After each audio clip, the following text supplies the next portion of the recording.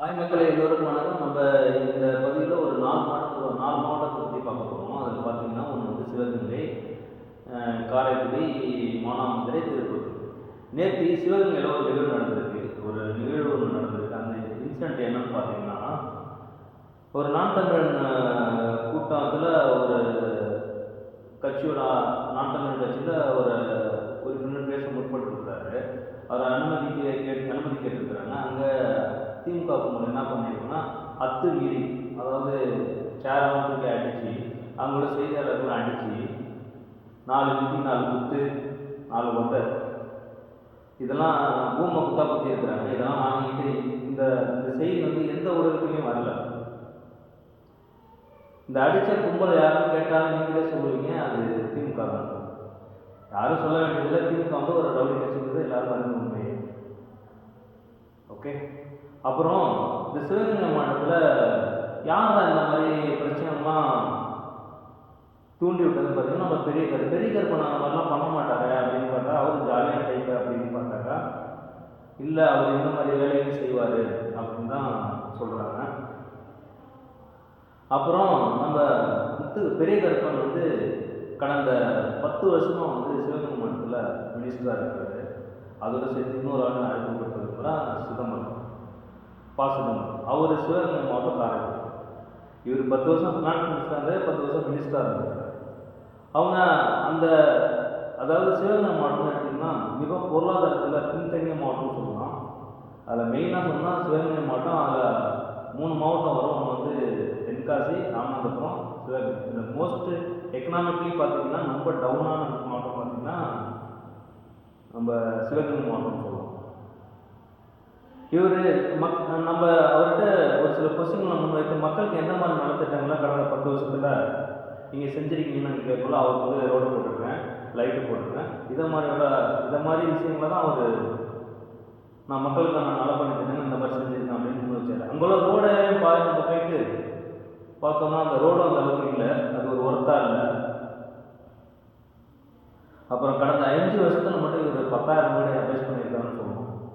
சரிங்களா? அப்புறம் நம்ம சிதம்பரம், அவரை பற்றி கொஞ்சம் சொல்லிக்குமே. அவர் வந்து 10 வருஷம் ஃபினான்ஸ் மினிஸ்டராக இருந்திருக்காரு. சிவகங்கை மாவட்டத்தில் என்ன எக்கனாமிக்கலி பொருளாதார உயர்த்திருக்கிறாருன்னு பார்த்தீங்கன்னா ஃபினான்ஷியல் லெவலில் ஒன்றுமே கிடையாது. ஆனால் அவர் ஊட்ட நல்லாவே அழகப்படுத்திருக்காருன்னு சொல்லுவோம். சரிங்களா?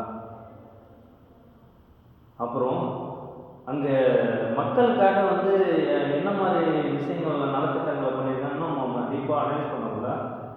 அங்கே உள்ள மக்கள்லாம் ரொம்ப, அதாவது எப்படின்னா, அங்கே உள்ள கிரவுண்ட் வாட்டர் லெவலாம் ரொம்ப அதாவது வாட்டர் லெவலாம் ரொம்ப கம்மி. இதுக்காக வந்து வாட்டர் ப்ளஸில் கிரவுண்ட் வாட்டரை மத்திய கவர்மெண்ட்டு பாதுகாக்க வேண்டி அங்குள்ள காவிரியை கனெக்ட் பண்ணுறதுக்கு ஒரு 6,000 கோடி ஒதுக்குது. அதை நம்மளால எடுத்து அவேஸ் சொல்லவே வேணாம். பெரிய கருப்பனை தான் உங்களுக்கு தெரியும், அவர் எப்படிலாம் அட்மிட் பண்ணுறாரு அந்த சிவகங்கை மாவட்டத்தில்ன்றது உங்களுக்கு தெரிஞ்ச உண்மை. அப்புறம் அங்கே உள்ள இன்னொரு விஷயம் நம்ம சொல்லணும்னு பார்த்தீங்கன்னா, அங்கே வந்து ஒரு 600 ஊர் இருக்குது. அதில் சின்ன சின்ன ஊர்களாக பிரித்து பார்த்தீங்கன்னா ஒரு 2,500 சொச்சு சொல்லுவோம்.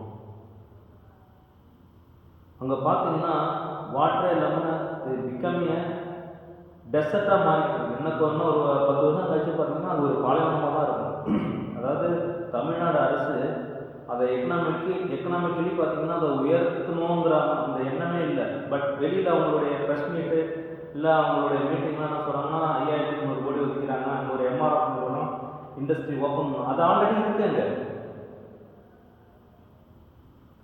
பெரிய கருப்பன் நல்ல விஷயங்கள் என்ன பண்ணியிருக்கோன்னு பார்த்தீங்கன்னா, அவர் போட்ட ரோட்டில் அந்த கனெக்ட் ஆகுதுல, அங்கே ஒவ்வொரு இடத்துலையும் டாஸ்மாக் நிறையா பண்ணியிருக்கிறாரு. இதுதான் மக்களுக்காக செஞ்ச நல்ல பணின்னு சொல்லலாம். நல்லாவே பண்ணியிருக்கிறாரு. தொடர்ந்து பார்த்தீங்கன்னா அவங்க 4 மாவட்டத்தில் இந்த 2021 3 மாவட்டத்தில் ஜெயிக்கிறாங்க. Congress, communist, DMK. 2016 4 மாவட்டத்தில் சேர்ந்து ஜெயிச்சிருக்கிறாங்க. மக்கள் வந்து கொஞ்சம் யோசிக்கணும், ஓட்டு போடுறதுக்கு முன்னாடி யோசிக்கணும். நீங்கள் இந்த முறை நீங்கள் ஓட்டு போடுறப்ப யோசிச்சு உங்களோட ஓட்டை நீங்கள் பண்ணணும். ஏன்னா உங்களுக்கான பாதுகாப்பு இருக்கா, எவன் கேள்வி கேட்க போகிறோம் அப்படிங்கிற தோணியில் நம்ம பெரிய கருப்பன் செயல்பட்டு இருக்கிறாரு. ஸோ மக்கள் அனைவரும் பாடம் புகட்ட வேண்டும் இந்த முறை. சரிங்களா? அப்புறம் இண்டஸ்ட்ரி பண்ணுறோன்னு சொன்னாங்களா, எம்ஆர்எஃப் இண்டஸ்ட்ரி சிவகங்கையில் ஆல்ரெடி ஒன்று இருக்குது. 5300 கோடி அது ஆல்ரெடி அங்கே இருக்குது. ஆனால் அவங்க ப்ரெஸ் மீட்டில் என்ன சொல்கிறது, 5300 கோடி ஒதுக்கியிருக்காங்க இண்டஸ்ட்ரி ஓப்பன் பண்ணுறதுக்கு அப்படின்னு. அதெல்லாம் ஒன்றும் கிடையாதுங்க. அங்கே உள்ள ஐடிஐ டிப்ளமோ ஸ்டூடெண்ட் என்னன்னா அதையே நாடி கிட்டத்தட்ட ரொம்ப சேலரின்னு பார்த்தீங்கன்னா ஒரு 12,000 14,000 அந்த மாவட்டத்தில் மட்டும்தான். அவங்களுக்கு ஒரு பாதுகாப்பு கிடையாது. அவங்க வந்து பார்த்திங்கன்னா இந்த பிளாக்கு டஸ்ட் இருக்குல்ல, அது ரொம்ப உடல் ரீதியாக அவங்க நிறைய பாதிச்சிருக்கிறாங்க. அங்கே பார்த்தீங்கன்னா அவங்க வந்து பார்த்திங்கன்னா ஸ்கின் இரிட்டேஷன், லங்ஸ் டிசீஸு, அப்புறம் உடல் ரீதியாக அவங்க நிறைய பாதிச்சிருக்கிறாங்க. அதை கவர்மெண்ட்டு, தமிழ்நாடு கவர்மெண்ட்டு அதை ஒரு இன்ஸ்பெக்ட் பண்ணி அதில் சரியான பாதுகாப்பு அவங்க உள்ள ஒர்க்கர்ஸுக்கு இருக்கா, அதை மாதிரிலாம் ஒரு இன்ஸ்பெக்ஷன் கிடையாதுங்க. ஏன்னா அவங்களுக்கு போக வேண்டியது அந்த இண்டஸ்ட்ரி கொடுத்துருது. அங்கே யார் கேள்வி கேட்க போகிறா? பெரிய கர்ப்பமான மினிஸ்டர். ஸோ மக்கள் அனைவரும் புரிந்து கொள்ள வேண்டும், நம்மளுக்கு பாதுகாப்பு இருக்காங்கிற அந்த கொஸ்டின்ஸை உங்களுக்குள்ளேயே எழுதிக்கிங்க. ஸோ இந்த மாதிரி இந்த 2 பேரும் தான் அந்த மாவட்டத்துக்கு வந்து ஓட்டுகளை சேகரிக்க வருவார். மக்கள் அனைவரும் யாருக்கு ஓட்டு போட வேண்டும், யார் வந்தால் நல்லது செய்வார்கள் என்பதை யோசித்து தங்கள் வாக்குகளை செலுத்த வேண்டும் என்பது எங்களுடைய கருத்து. மீண்டும் மற்றொரு வீடியோவில் பார்க்கலாம். Okay, thank you.